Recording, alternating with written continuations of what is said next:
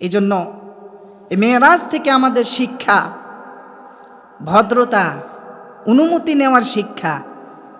অনুমতি কোথায় থেকে এসলো? প্রথম আসমানে যখন জিব্রাইল আলাইহিস সালাম নবীজিকে নিয়ে গেলেন, অনুমতি নিয়েছেন। কিন্তু আমরা বাড়িতে ঢুকলে, কোথাও গেলে কারো কাছ থেকে অনুমতি ছাড়া বাড়িতে ঢুকে যাব না।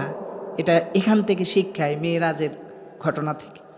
2 নম্বর, নামাজের গুরুত্ব। নামাজ মেরাজ থেকে রাসূলুল্লাহ নিয়ে এসেছেন আমাদের জন্য।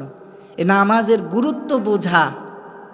যদি কোনো বান্দা নামাজের আজান হয়ে যায়, এরপরও কোথাও বসে থাকে, গল্প করে, কাজ করে, বুঝতে হবে তার অন্তরে এখনো আল্লাহর ভয় আসে নাই।